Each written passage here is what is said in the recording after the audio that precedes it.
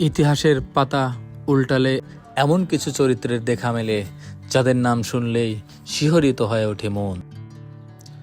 18 শতকের বাংলা বিহার উড়িষ্যার রাজধানী মুর্শিদাবাদ।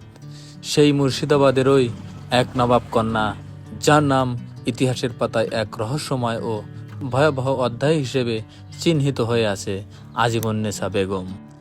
বাংলা বিহার উড়িষ্যার প্রথম স্বাধীন নবাব মুর্শিদ কুলি খান। তার প্রিয় কন্যা ছিলেন আজিমুন্নেছা বেগম। রাজকীয় সম্মান ও প্রাচুর্যের মধ্যে বেড়ে উঠলেও আজিমুন্নেছার জীবনে এক অন্ধকার অধ্যায় তাকে ইতিহাস জুড়ে চর্চার কেন্দ্রবিন্দু বানিয়ে তোলে। আমি নিলয় রয়েছে আপনাদের সাথে। মুর্শিদাবাদের কিছু অজানা তথ্য, ইতিহাস আজ আপনাদের সামনে তুলে ধরব, তাই ভিডিওটি অবশ্যই শেষ পর্যন্ত দেখবেন। আর আপনাদের কাছে অনুরোধ থাকবে, ভিডিওটি যদি আপনাদের ভালো লেগে থাকে তাহলে লাইক, কমেন্ট এবং শেয়ার করবেন।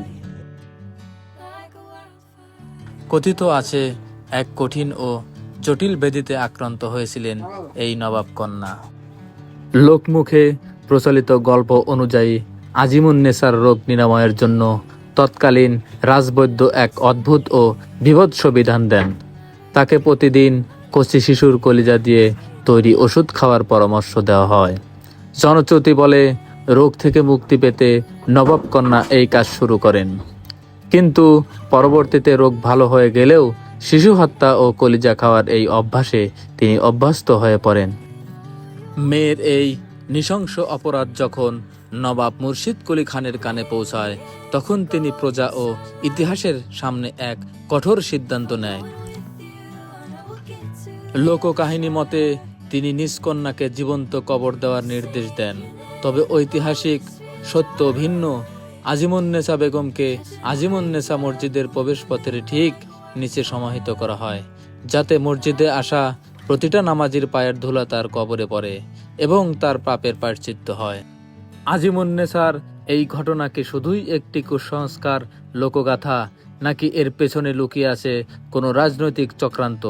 ইতিহাস ও লোকশ্রুতির এই দ্বন্দ্বে আজও জ্যান্ত হয়ে আছে মুর্শিদাবাদের নবাব কন্যা আজিমুন্নেছার নাম। বাংলা ও বাংলার নবাবদের এই অদেখা ইতিহাস নিয়ে আপনার কি মতামত, কমেন্ট করে জানান।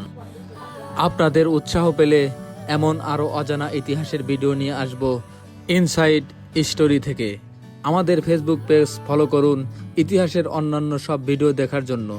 ডেসক্রিপশন বক্সে লিংক দেওয়া আছে। তো কেমন লাগলো আজকের ভিডিও আমাকে কমেন্ট বক্সে অবশ্যই জানান এবং বন্ধুদের সাথে শেয়ার করে দিন।